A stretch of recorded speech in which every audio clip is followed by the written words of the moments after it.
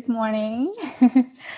Welcome back to our female leadership series. And today I have my second guest with me, Eliska from Brno, the Czech Republic. And we met each other actually online because she's one of my Czech teachers. And Eliska has her own language school, her own company. So that's why I invite her to share some personal experiences with regards to female leadership in this video. So first of all, thank you, Eliska, for joining me, and I will let you introduce yourself. Thank you, Anas, for for having me today. I'm very happy to be here. And I'm very happy to share my own experience with you and everyone else. So as you said, I'm teaching Czech as a foreign language. I'm teaching Czech to foreigners. And today I, let's say, manage or lead a company or brand called Slow Czech. And I started alone 5 years ago. And in those times, I didn't imagine where I would be today. So I'm very happy where I am today. And I'm looking forward to your questions. Maybe you could tell us what you do now in the company, because the team has grown bigger, as I understand it. So you used to do all the teaching and all the videos. So Slow Czech also has a YouTube channel and podcast, right? So you used to do all these things yourself, and now you have a team. So how has your responsibilities evolved through the years? So Slow Czech overall is a brand or company that provides online materials. So as you said, videos and podcasts and other courses, audio, video courses for foreigners. So this is one part and the major part. And I started alone. And today I cooperate with 18 other teachers that I know personally or online as well. And I have chosen to work with them because their attitude and their methods are similar or the same as mine.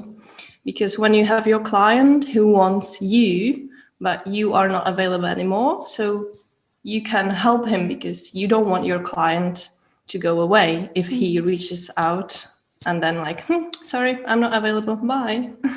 So you need to find a way. So this is how I started to cooperate with other teachers to find a way how to satisfy your client. And you need to give him the same Slow Czech way, Slow Czech vision. So I made sure that girls, because we are just girls, I cooperate with, that they have the same mindset and the point of view and the way they see teaching and the way they teach. So I started to cooperate with others over a year ago, just before actually Corona started. Because at those times I started to be overwhelmed and I had more and more requests regarding the teaching, so only teaching. So either someone recommended me or they reached out directly because they saw, they knew Slow Czech already, and they saw that I'm probably searching for other people. And gradually it grew. It was growing. And today we have a team of 18 tutors. So this is the language part. And then I cooperate with a video editor and marketing and marketing design strategist, design marketing strategist person who helped me to make out of just me being alone, doing my things on my own, to brand and to what it is today. Wow, that's an impressive growth that you've experienced there. So, I can't believe it. Just within 1 year, Slow Czech grew from myself to 20 people today. Sounds awesome. What do you like and dislike about your job at the moment, or in general? So what I really enjoy and find the most important is that I am responsible for what I want to do, and I decide what I want and don't want to do. And this responsibility brings me freedom. So I am not responsible for anyone else, or this kind of when you're employee or work at school, for example, as an employee. But I decide, of course, so on one hand, this brings me freedom, because when you are tired, for example, or you know that it's too much, so you just take 1, 2, 3 days off, and you can. On the other hand, you need to be sure that you still work, because you're a freelancer or you're a company leader. So you still need to work on your own and make sure that the work is done, because no one is telling you what to do. But this is something I really enjoy and I really like about my work. Are there also times when, as you mentioned earlier, you were overwhelmed and there was just too much to do and you felt stressed? Or how do you deal with these situations? I think this is one of the most common problems for us who started our business, and we do it because we love it. So of course it's very dangerous, because when you go too far, then you fall into the deep place, and it's very hard to climb back. So it's true that within the time, I think past 2 years, I've learned how to firstly recognize that I've gone too far and that maybe I work too much, or you start feeling that you overstressed and overwhelmed. So I learned how to recognize it, and then I know what to do, how to stop it. So I need to push myself, or really force myself not to open the email, not to think about it. Really, okay, I will work in the garden and I will not do anything related to work, even though I really enjoy doing it. But this is the positive and the negative part, I think, of every business, that you started on your own and you want to make it bigger and bigger because it's kind of your baby. Yeah, I got it. Definitely. So this is how you basically balance your work and life. You know, this work-life balance that you tell yourself, okay, it's enough work now, time to do other things that are important to me, right? Yes, and it's true that sometimes it's hard to find those things that you want to do, because you are so passionate about what you're doing. You're so passionate about making it bigger or making it nicer, friendly, or people you work with, you want to bring them more, and to, because the Czech tutors in the Czech Republic overall are underpaid, and they don't know either. So they are either business person or teaching person, but they don't have this bridge. Right. So I want to help them and to make sure that they can have, they can see and feel their value while getting paid correctly, which is what is SlowCheck providing, because this is something missing there. And instead of teaching everyone to be a business person and you will start your own business, so we just created this group of freelancers. And I feel that the way it works, it brings me joy. But as you said, this balancing life, and so personal life and professional life. So if it brings me too much joy, then, as I said 5 minutes ago, you will just end up in a place you don't want to be. Yeah, it's a double-edged sword, isn't it? Sometimes. Because I'm a scanner. I don't know if you are familiar with this term, which is scanner is a person who described Barbara Sher. She's American psychologist. And I think 40 years ago, she came up with this term. And scanners are people who love doing many things, who never go deeply in one activity.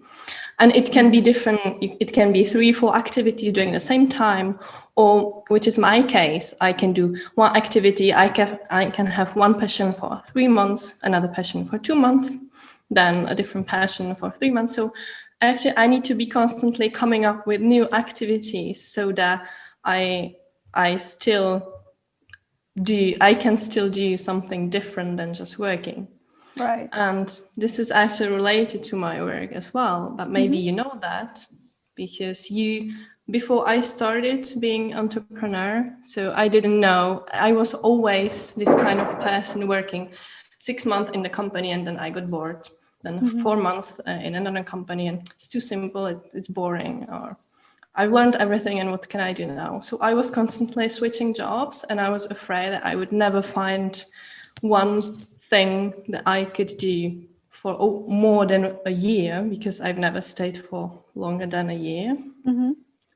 So this is, I think, what helps my business as well, because of course it's still one business, but I feel this urge maybe that I need to improve, innovate, find new activities, find new things, make it different so that I don't get bored and my clients don't get bored either.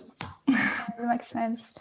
And I guess that's also one of the things that made you wanted to start your own company in the first place, right? So you could basically channel all these ideas and creativity into like your baby, as you call it. Okay, so I guess my next question will be more about your team, because you mentioned that now you're working with 18 teachers. All of them, or most of them, are female. What do you find interesting about like leading a group of women? Is it any different than working with men? I don't know if you've ever had an experience being a team leader in a mixed group like men and women, or just men. First of all, this was not my goal to work only with girls, because personally I know only 2 teachers of Czech language who are not female, and then you have 2,000 female teachers. So the probability that I can one day start working with a man is very low. Just statistically speaking, it's quite hard to hire a male Czech teacher. I don't think that it would be any different if there were a man today. Maybe he would be more welcomed, I don't know, from this female part. But what I believe is if you start either leading or even cooperating with man, is that we as female, we shouldn't be positioning us on the same level as they are. We shouldn't be wanting to do the same dynamic things, to be aggressive as they are, to be leading the company in the same way. And we should see ourselves as women and find our skills and our strength, which is that our life and our hormones, our month are cyclic. It's a cycle, and we should know which part is dynamic, which part is creative, more social, open, more close one, reflective. And this is where I think as women, if we work with a man, that we should not forget about and take energy and strength from this female part. Because if we want to fight with man, we will win. So we should embrace our feminine side instead of trying to act like a man, right? Exactly. And this is, I think, how you can bring different energy, different ideas, different skills into the company if you don't want to compete with the 50% of the planet. And in your experience, what do you think, in your experience leading this group of teachers or other team members, what has been a very key skill in leadership that you've learned, something that makes you an effective leader, and something that you learned didn't work quite well as a leader?